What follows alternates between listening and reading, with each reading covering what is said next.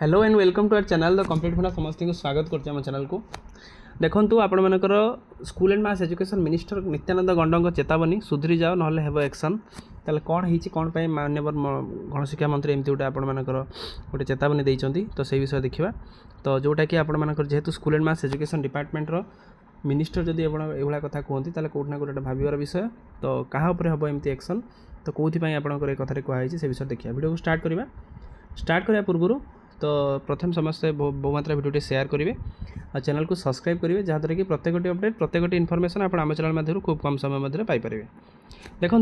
नित्यानंद गंडा चेतावनी सुधरी जाओ ना एक्शन। राज्य में स्कूल गणशिक्षा और अनुसूचित जाति और जनजाति उन्नयन और पछुआ वर्ग कल्याण सामाजिक कल्याण सशक्तिकरण मंत्री श्री नित्यानंद गंड तांको कंट्रोल अधीन में कार्य कर राज्यर 30 जिलार बीईओ ब्लॉक एजुकेशन ऑफिसर एवं डीओ मानू चेतावनी दे सारे और स्पष्ट भाव में कही सारे जे एबेठारू सुधरी जाओ ना आगू को एक्शन ताहले आपणकर डीओ बीओ जो मैंने डिस्ट्रिक्ट एजुकेशन ऑफिसर ता सहित ब्लॉक एजुकेशन ऑफिसर मानक नित्यानंद गंड चरमबाणी दे सारी जो थी कि सी बारंबार कहते सुधरी जाओ जब कौन किसी भूलभाल होची आपने निजक करेक्शन करूँ ना आगू परवर्ती मुहूर्त में बड़ एक्शन हो पाए। मंत्री पाखे बहु बीओ और डीओ मान नाम बहु केलेंकारी अभियोग दफ्तर में पहुँचलानी ताने बीओ डीओ जो विभिन्न प्रोब्लेम से क्रिएट करुँच से पाखे पहुँच सारे से कहते निकट में जैनिक कार्यरत महिला को बीओ महाशय अश्लील इंगित और यौन निर्यातना मामलें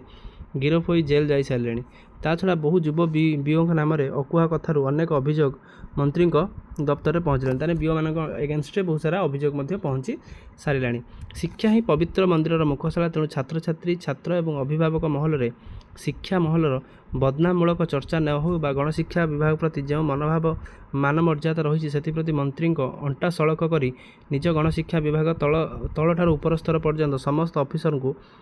सत इंगित साधुवाणी शुणाइला बेली नाली आखि देखाई सारे जे मो कान को जेकोसी खबर न आसे ताने आपणकर मान्यवर गणशिक्षा मंत्री कहया कथा जमी आप एमती कम करूँ जमी पीपुल सेंट्रिक वे कम हम जहाँद्वारा कि मो पाखु सेमती किसी खबर न आसू जो कि मुझे बाध्य कि एक्शन नेबी जे कई हूँ ना कहीं क्षमा दिज्व ना गणशिक्षा मंत्री कहते विशेषकर गणशिक्षा विभाग में दुर्नीति अनीति प्रिया प्रीति और यौन केलेंकारी घटनार अग्रहणीय जेहेतु आपंकर school and mass education department एमतीटा ग्रहणीय नुह। मंत्री एभली रोकठोक जवाब शुणा पर अधिकांश गणशिक्षा विभाग कर्मचारी मध्य